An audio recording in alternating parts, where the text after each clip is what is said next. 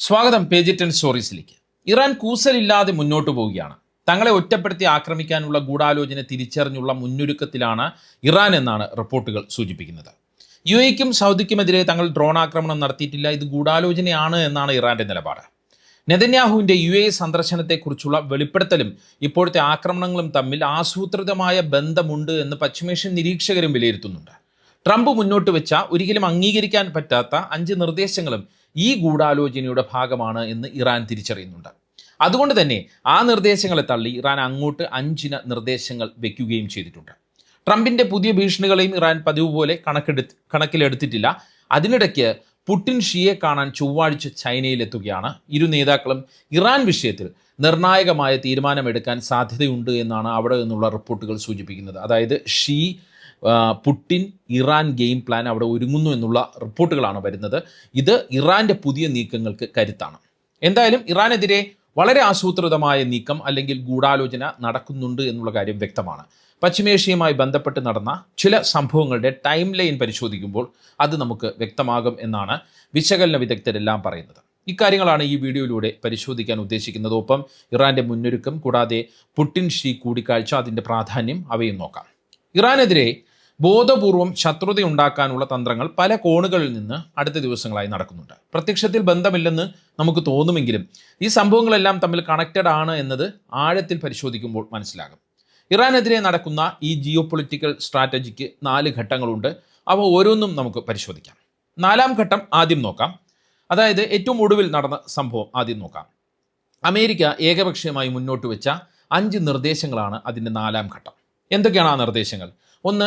ഇറാന്റെ ആണവ നിലയങ്ങളിൽ 1 മാത്രമേ ഇനി പ്രവർത്തിപ്പിക്കാൻ പാടുള്ളൂ. ഫോർദോ, നദാൻസ് എന്നീ ആണവ നിലയങ്ങൾ അടച്ചുപൂട്ടണം, അല്ലെങ്കിൽ കടുത്ത നിയന്ത്രണങ്ങളിൽ ആക്കണം. 2. ഇറാൻ സമ്പുഷ്ടീകരിച്ച് സൂക്ഷിച്ചു വച്ചിരിക്കുന്ന 400 കിലോഗ്രാമിൽ അധികം യുറേനിയം അമേരിക്കയ്ക്ക് പൂർണ്ണമായും കൈമാറണം. 3. ലോകമെമ്പാടുമുള്ള ബാങ്കുകളിൽ മരവിപ്പിച്ച് നിർത്തിയിരിക്കുന്ന ഇറാന്റെ കോടിക്കണക്കിന് ഡോളറിന്റെ സാമ്പത്തിക ആസ്തികളുടെ 25% തിരിച്ചു തരില്ല. 4. ഇതുവരെ നടന്ന സൈനിക ഉപരോധങ്ങൾ വഴിയോ ആക്രമണങ്ങൾ വഴിയോ ഇറാന് സംഭവിച്ച നാശനഷ്ടങ്ങൾക്ക് യാതൊരുവിധ നഷ്ടപരിഹാരവും നൽകില്ല. 5. എല്ലാ സൈനിക നടപടികളും ആക്രമണങ്ങളും പൂർണ്ണമായി നിർത്തണമെങ്കിൽ ഇറാൻ ചർച്ചയിൽ പങ്കെടുക്കണം, അമേരിക്കൻ നിർദ്ദേശങ്ങൾ അംഗീകരിക്കുകയും വേണം. ഇറാന്റെ പരമാധികാരത്തെയും ആണവ പദ്ധതികളെയും പൂർണ്ണമായും ഇല്ലാതാക്കുന്ന വ്യവസ്ഥകൾ അടങ്ങിയ നിർദ്ദേശങ്ങളാണ് അമേരിക്ക മുന്നോട്ട് വച്ചിരിക്കുന്നത് എന്നുള്ളത് നമുക്ക് ഒറ്റ നോട്ടത്തിൽ മനസ്സിലാകും. ഇത് ഡിപ്ലോമാറ്റിക് ട്രാപ്പാണ് എന്നാണ് നയതന്ത്ര വിദഗ്ധരെല്ലാം വിലയിരുത്തുന്നത്. ഈ നിർദ്ദേശങ്ങൾ ഇറാൻ ഒരിക്കലും അംഗീകരിക്കില്ല എന്ന് അമേരിക്കയ്ക്ക് നന്നായി അറിയാം. ഇറാൻ അത് തള്ളുന്നതോടെ ഞങ്ങൾ സമാധാനത്തിന് ശ്രമിച്ചു, പക്ഷേ ഇറാൻ യുദ്ധമാണ് ആഗ്രഹിക്കുന്നത് എന്ന് അന്താരാഷ്ട്ര സമൂഹത്തിന് മുന്നിൽ വരുത്തി തീർക്കാനുള്ള ഒരു ശ്രമമാണ് അമേരിക്ക നടത്തുന്നത് എന്നതാണ് വിലയിരുത്തൽ. ഇതാണ് ഏറ്റവും ഒടുവിലത്തെ നീക്കം, അതായത് ഘട്ടം 4.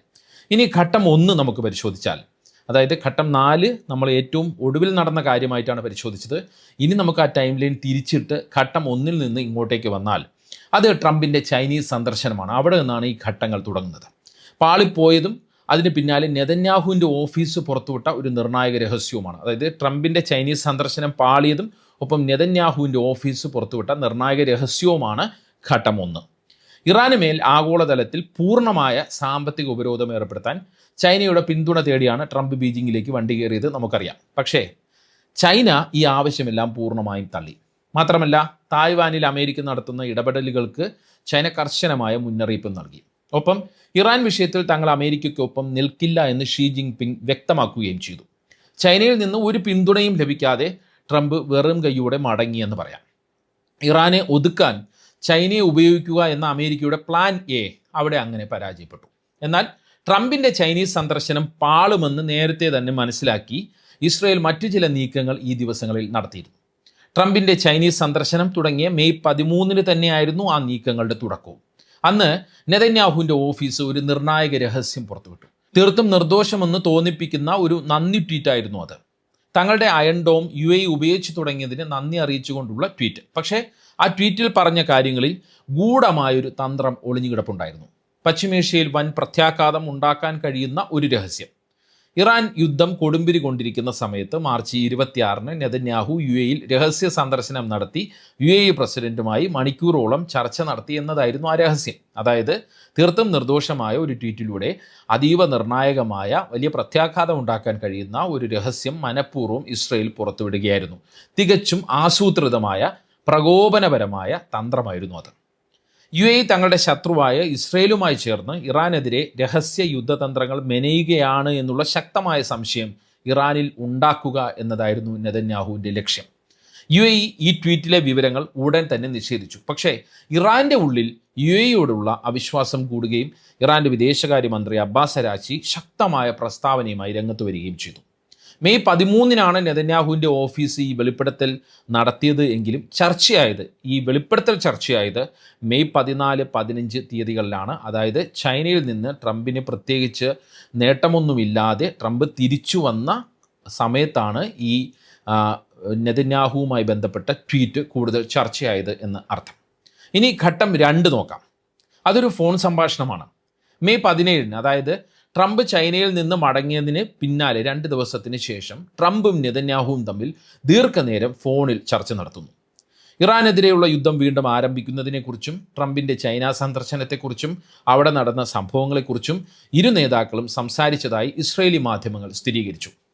ഈ ഫോൺ ചർച്ചയ്ക്ക് പിന്നാലെ ഇറാനെതിരെ കടുത്ത സൈനിക നടപടിക്ക് അമേരിക്ക ഒരുങ്ങുന്നു എന്നുള്ള വാർത്തകൾ വരികയാണ്. പെട്ടെന്ന് ഒത്തുതീർപ്പിന് തയ്യാറായില്ലെങ്കിൽ ഇറാൻ എന്ന രാജ്യം തന്നെ ഇല്ലാതാകുമെന്നുള്ള തരത്തിൽ ട്രംപ് പരസ്യമായ ഭീഷണി മുഴക്കുന്നു. ഒപ്പം മെയ് 19-ന് വൈറ്റ് ഹൗസ് സിറ്റുവേഷൻ റൂമിൽ അടിയന്തര യോഗം വിളിക്കുകയും ചെയ്തു ട്രംപ്. ചൈനയിൽ പരാജയപ്പെട്ട ട്രംപ് ഇസ്രയേലുമായി ചേർന്ന് പ്ലാൻ ബി, അതായത് ഇറാനെതിരെ വീണ്ടും ഒരു സൈനിക നീക്കം, അതിനുള്ള തയ്യാറെടുപ്പുകൾ സജീവമാക്കുന്ന സാഹചര്യമാണ് അവിടെ ഉരുത്തിരിഞ്ഞു വന്നത്. ഇനി ഘട്ടം 3 നോക്കാം. അത് UAE-യിലും സൗദിയിലും നടന്ന ഡ്രോൺ ആക്രമണമാണ്. മെയ് 17-ന് പകൽ നടന്ന നെതന്യാഹു ട്രംപ് ഫോൺ വിളിക്ക് പിന്നാലെ രാത്രി അബുദാബിയിലുള്ള ബറാക്ക ആണവ നിലയത്തിന് നേരെ ഡ്രോൺ ആക്രമണം ഉണ്ടാകുന്നു. തൊട്ടടുത്ത ദിവസം തിങ്കളാഴ്ച സൗദി അറേബ്യയുടെ ആകാശത്തേക്കും ഇറാഖ് അതിർത്തിയിൽ നിന്ന്, ശ്രദ്ധിക്കണം, ഇറാനിൽ നിന്നല്ല, ഇറാഖ് അതിർത്തിയിൽ നിന്ന് ഡ്രോണുകൾ എത്തിയതായി സൗദി സ്ഥിരീകരിക്കുന്നു. തങ്ങളോ പ്രോക്സി ഗ്രൂപ്പുകളോ ആക്രമണം നടത്തിയിട്ടില്ല എന്നാണ് ഇറാൻ വ്യക്തമാക്കുന്നത്. അങ്ങനെ ആക്രമണം നടത്തിയിട്ടുണ്ടെങ്കിൽ അത് ഏറ്റെടുക്കാനും അറിയാമെന്ന് ഇറാൻ വിശദീകരിക്കുന്നു. ഇതോടെ ഈ ഡ്രോൺ ആക്രമണങ്ങൾ ഫാൾസ് ഫ്ലാഗ് ഓപ്പറേഷൻ ആണെന്നുള്ള സംശയമാണ് ഉയരുന്നത്. അതായത് ഇറാൻ ചെയ്യാത്ത കാര്യം ഇറാൻ്റെ തലയിൽ കെട്ടിവെക്കാനുള്ള ശ്രമം, അതുവഴി ഇറാനെ ശത്രുതാപരമായ മനോഭാവത്തിലേക്ക് എത്തിക്കുക എന്നുള്ള നീക്കം. ഇറാൻ്റെ സാങ്കേതിക വിദ്യകൾക്ക് സമാനമായ ഡ്രോണുകൾ ഉപയോഗിച്ച് ആക്രമണം നടത്തുമ്പോൾ സ്വാഭാവികമായും പഴി ഇറാന് മേൽ വരും. UAE-ക്കെതിരെ ഭീഷണി മുഴക്കി ഇറാൻ തന്നെയാണ് ഡ്രോൺ ആക്രമണത്തിന് പിന്നിലെന്ന് സ്വാഭാവികമായും വിചാരിക്കാം. സൗദിയും ഇറാനുമായി അടുത്തിടെ നടത്തിവന്ന സമാധാന ചർച്ചകൾ പൂർണ്ണമായി തകർക്കാനും ഈ രാജ്യങ്ങളെ, അതായത് സൗദിയെയും UAE-യെയും ഇറാൻ്റെ കടുത്ത ശത്രുപക്ഷത്തേക്ക് എത്തിക്കാനും നടത്തിയ തന്ത്രമായാണ് ഈ ആക്രമണങ്ങളെ സൈനിക വിദഗ്ധരെല്ലാം യുദ്ധ വിദഗ്ധരെല്ലാം വിലയിരുത്തുന്നത്. അതായത് ട്രംപിൻ്റെ ചൈനീസ് സന്ദർശനം പരാജയപ്പെട്ടതിന് പിന്നാലെ ഇസ്രയേൽ അമേരിക്കൻ കേന്ദ്രങ്ങൾ അല്ലെങ്കിൽ തലകൾ നടത്തിയ നീക്കങ്ങളാണ് ഇപ്പോൾ നമ്മൾ പശ്ചിമേഷ്യയിൽ കണ്ടുകൊണ്ടിരിക്കുന്നത്. എന്താണ് ഈ 4 ഘട്ടമായുള്ള ജിയോ പൊളിറ്റിക്കൽ സ്ട്രാറ്റജിയിലൂടെ ഇസ്രയേലും അമേരിക്കയും കൃത്യമായി ലക്ഷ്യമിടുന്നത്? നമുക്ക് വ്യക്തമാണ്. 1, അറബ് ഇറാൻ ഐക്യം വൻ തകർച്ചയിലേക്ക് എത്തിക്കുക, അതായത് എല്ലാ അറബ് രാജ്യങ്ങളെയും ഇറാൻ്റെ ശത്രുപക്ഷത്തേക്ക് എത്തിക്കുക. 2, യുദ്ധത്തിന് ന്യായീകരണം ഉണ്ടാക്കുക. UAE-യുടെ ആണവ നിലയത്തിന് നേരെ ആക്രമണമുണ്ടായ ഒരു പശ്ചാത്തലത്തിൽ അമേരിക്കയും ഇസ്രയേലും ഇറാനെതിരെ പുതിയ സൈനിക നീക്കം നടത്തിയാൽ അത് ആഗോളതലത്തിൽ വലിയ എതിർപ്പ് ഉണ്ടാകില്ല എന്നുള്ളൊരു കാര്യം. 3, ഇറാനെ പൂർണ്ണമായി ഒറ്റപ്പെടുത്തുക. ചൈനയുടെ പിന്തുണയില്ലാതെ തന്നെ ഇറാനെ സാമ്പത്തികമായും സൈനികമായും തകർക്കാൻ ആവശ്യമായ അന്തരീക്ഷം സൃഷ്ടിക്കുക. ഇങ്ങനെയുള്ള തന്ത്രങ്ങളാണ് പശ്ചിമേഷ്യയിൽ ഈ പയറ്റുന്നത്. ഈ ഒരു ജിയോ പൊളിറ്റിക്കൽ സ്ട്രാറ്റജിയിലൂടെ ഇസ്രയേലും അമേരിക്കയും പയറ്റുന്നത്. പക്ഷേ ഇതെല്ലാം തങ്ങൾ മറികടക്കുമെന്നാണ് ഇറാൻ ആത്മവിശ്വാസം പ്രകടിപ്പിക്കുന്നത്. ഹോർമൂസ് കേന്ദ്രീകരിച്ച് പുതിയ യുദ്ധതന്ത്രം ആവിഷ്കരിച്ചിട്ടുണ്ട് എന്നാണ് ഇറാൻ പറയുന്നത്. ഇതിൽ സബ്സീ കേബിളുകൾ, അതായത് ഹോർമൂസ് കടലിനടിയിലൂടെ പോകുന്ന ഇൻ്റർനെറ്റ് കേബിളുകൾ വിച്ഛേദിക്കുന്നത് വരെ ഉണ്ടെന്നാണ് വിവരം. മാത്രമല്ല ഹോർമൂസിലുള്ള ക്യുഷം ദ്വീപിനെ വലിയ സൈനിക താവളമാക്കി ഇറാൻ മാറ്റിയിട്ടുമുണ്ട്. അവിടെ കേന്ദ്രീകരിച്ച് ചില ആക്രമണ പദ്ധതികൾ ഇറാൻ നടത്തിയിട്ടുണ്ട് എന്നുള്ളതാണ് നമുക്ക് മനസ്സിലാക്കാൻ പറ്റുന്നത്, അല്ലെങ്കിൽ ആസൂത്രണം ചെയ്തിട്ടുണ്ട് എന്നുള്ളതാണ് നമുക്ക് മനസ്സിലാക്കാൻ പറ്റുന്നത്.